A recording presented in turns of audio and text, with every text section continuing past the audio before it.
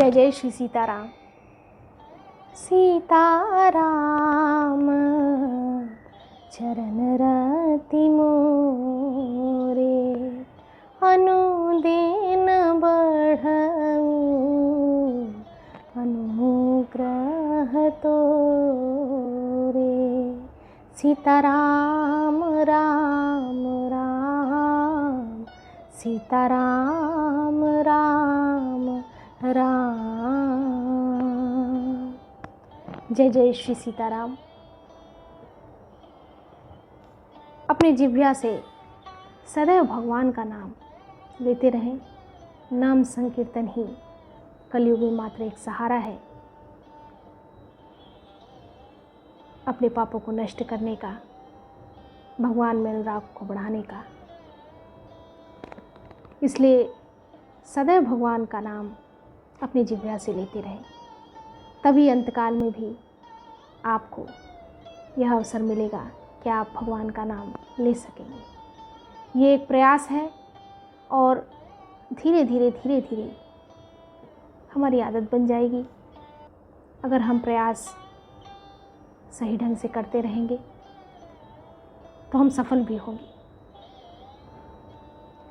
काया कुटिया निराली ज़माने भर से, काया कुटिया निराली ज़माने भर से, 10 दरवाज़े वाली ज़माने भर से। बहुत ही सुंदर भजन है ये, रामायणी श्री राजेश्वरानंद जी के द्वारा लिखित है कि ये शरीर जो है घर है और इसके 10 दरवाजे हैं।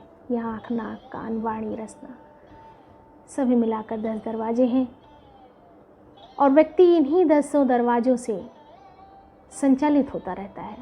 भगवान की ऐसी कारीगरी है कि उन्होंने शरीर रूपी कुटिया का निर्माण कर दिया है। भगवान हर कार्य में सक्षम है।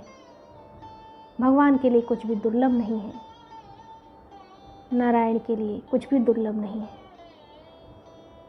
इसलिए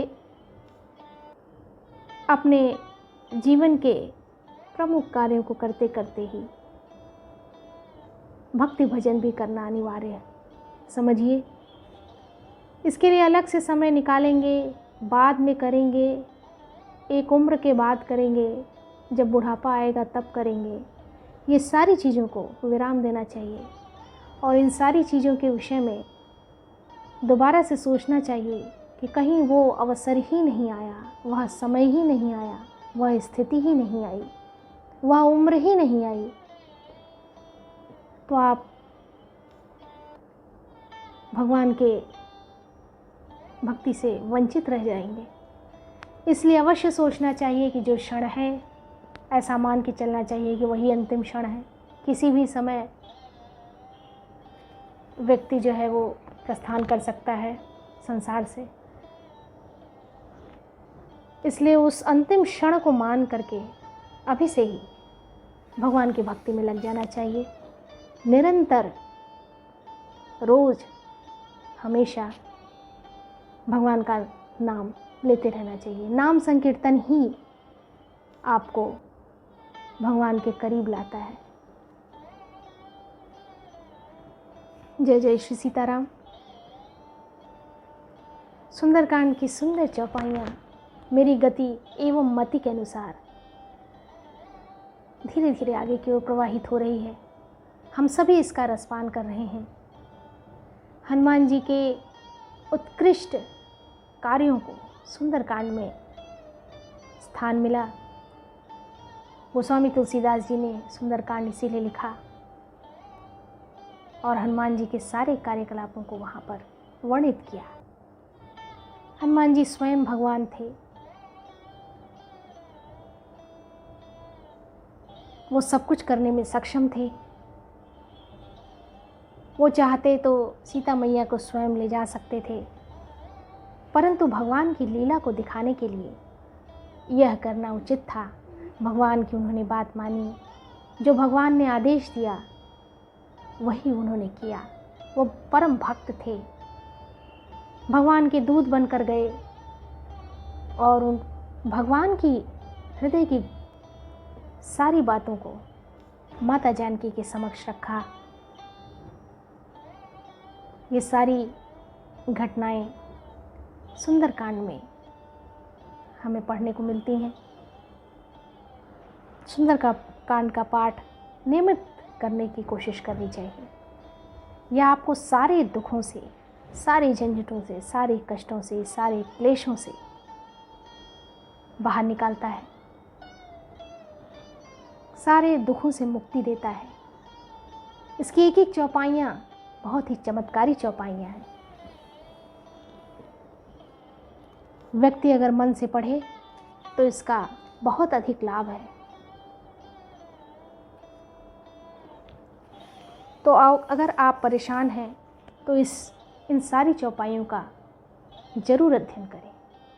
स्वयं पढ़ें तो बहुत ही अच्छी बात है। नहीं पढ़ सकते तो सुनते रहिए, श्रवण लाभ लेते रहिए। मेरे चैनल के माध्यम से प्रत्येक चौपाई का अर्थ सहित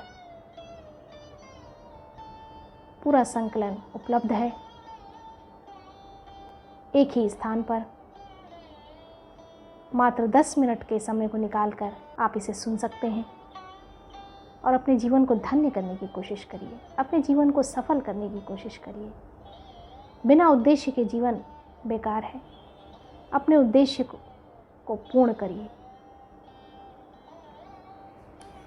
पिछले वीडियो में मैंने बताया था कि हनुमान जी ने पूरा नगर जला दिया अपनी पूंछ से। सिर्फ एक विभीषण का घर छोड़ दिया। साधु अवज्ञा कर फलु ऐसा, जरई नगर अनाथ कर जैसा।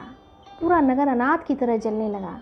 साधु के अपमान का यह फल है कि नगर अनाथ की तरह जल रहा है। जारा नगर निमिष एक माही, एक विभीषण कर गृह नाही। हनुमान जी ने एक ही क्षण में सारा नगर जला डाला। एक विभीषण का घर ही बच गया। अब आगे, ताकर दूत अनल जेहि सिर जा, जरा न सोते ही कारण गिरी जा। शिव जी कहते हैं, हे पार्वती, भोलेनाथ कहते हैं कि हे पार्वती, जिन्होंने अग्नि को बनाया हनुमान जी उन्हीं के दूत हैं। इसी कारण वे अग्नि से नहीं जले। उलट पलट लंका सब जारी, कूदी परा पुण्य सिंधु मझारी।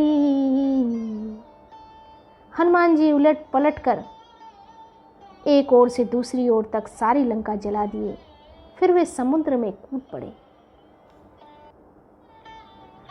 हनुमान जी की पूंछ में जब आग लगाया गया तो उन्हें कोई इसका असर नहीं हुआ, उन्हें कोई कष्ट नहीं हुआ। जिस पर भगवान की कृपा हो उसे कोई कष्ट हो भी नहीं सकता। और वो बहुत बड़े भक्त थे। यहाँ पर आती है बात विश्वास की। आप जितना अधिक विश्वास करते हैं आपको फल उतना ही मिलेगा। आपको विश्वास ही नहीं रहेगा तो फल कहाँ से मिलेगा। विश्वास से ही भक्ति जागृत होती है। जितना अधिक विश्वास करेंगे उस चीज़ के प्रति उतने ही भक्त हो जाएंगे। तो विश्वास का होना बहुत ज़रूरी है। हनुमान जी को पूरा विश्वास था कि जिसके सिर पर भगवान का हाथ है उसे कोई कष्ट हो ही नहीं सकता। उन्हें कोई चिंता नहीं थी। हनुमान जी सारी लंका में आग लगाकर समुद्र में कूद पड़े। पूछ बुझाई खोई श्रम, धर लघु रूप बहोरी। जनक सुताव के आगे, ठाण भयउ कर जोरी। पूंछ बुझाकर, थकावट दूर करके और फिर छोटा सा रूप धारण कर हनुमान जी श्री जानकी जी के सामने हाथ जोड़कर खड़े हुए माता जानकी के समक्ष हाथ जोड़कर खड़े हुए हनुमान जी ने कहा, मात मोहि दीजे कछु चीन्हा, जैसे रघुनायक मोहि दीन्हा। हे माता, मुझे कोई चिन्ह पहचान दीजिए जैसे श्री रघुनाथ जी ने मुझे दिया था। चूड़ामणि उतार तब दयऊ, हर्ष समेत पवन सुत लयऊ। तब सीता जी ने चूड़ामणि उतार कर दी। हनुमान जी ने उसको प्रेम पूर्वक ले लिया। जानकी जी ने कहा, हे तात, कहहु तात यस मोर प्रणामा, सब प्रकार प्रभु पूरन कामा। हे तात, मेरा प्रणाम निवेदन करना और इस प्रकार कहना कि हे प्रभु, यद्यपि आप सब प्रकार से पूर्ण काम हैं, आपको किसी प्रकार की कामना नहीं है, आप कामना से रहित हैं, तथापि दीनों दुखियों पर दया करना आपका विरध है और मैं दीन हूँ।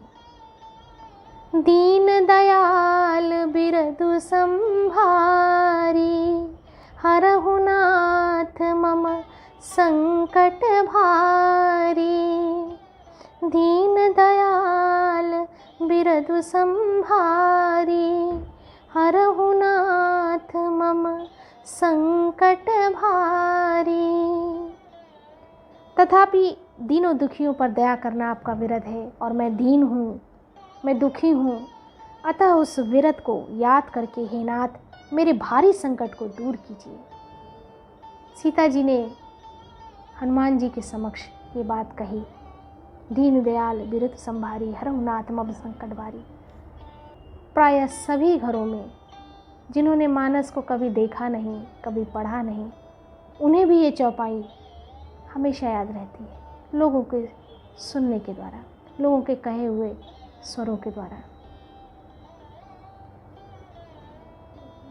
ये सीता जी ने हनुमान जी से कहा कि प्रभु से, भगवान श्री राम से आप यही कहिएगा कि मैं बहुत दुखी हूँ और मेरे दुख को देखना आपका ही कर्म है, आपका ही कर्तव्य है।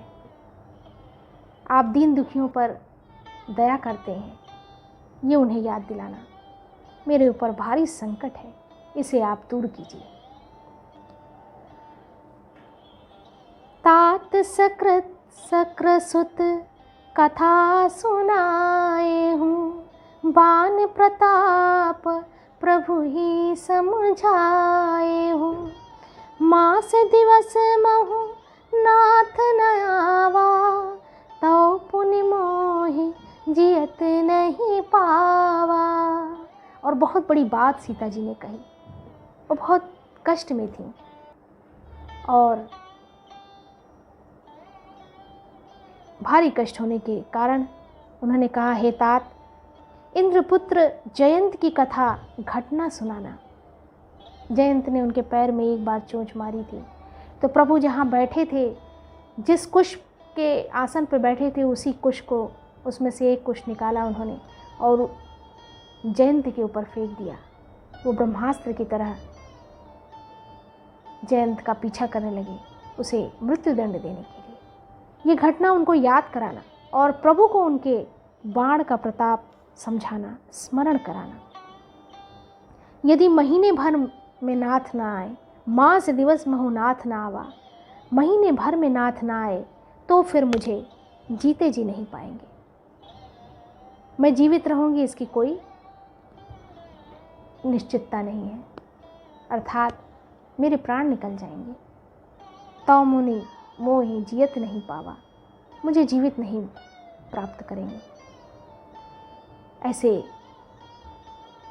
कठोर शब्दों का प्रयोग उन्होंने दुख के कारण, भारी संकट के कारण किया।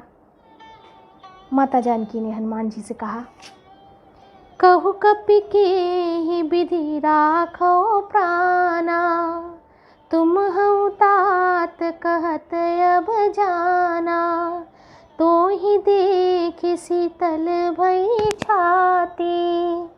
पूर्णिमा कहो सोए दिन सो राती।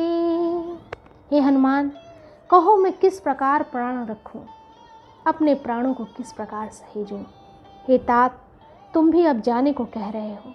तुमको देखकर मुझे बड़ी शीतलता प्राप्त हुई थी, मेरी छाती ठंडी हो गई थी। फिर वही दिन और फिर वही रात और फिर वही दुख। माँ ने अपने असहनीय दुखों को शब्दों के माध्यम से प्रकट किया और हनुमान जी को ये सारी बातें बताना इसलिए वो ज़रूरी समझती थी कि प्रभु श्री राम जी से जब हनुमान जी मिले तो उन्हें उनके हृदय की सारी घटनाओं को, सारे कष्टों को बता दें। इस वीडियो में इतना ही। आगे के वीडियो में भी भगवान की पावन चर्चा उन्हीं के सानिध्य में हम करते रहेंगे, चौपाइयों का श्रवण लाभ लेते रहेंगे। ये चौपाइयों को सुनना पुण्य का भंडार है। प्रत्येक चौपाइयों को जरूर सुने। हम सब पर भगवान की कृपा सदैव बनी रहे। भगवान के चरणों में हमारा अनुराग सदैव बढ़ता रहे। जय जय श्री सीताराम। जय जय श्री सीताराम।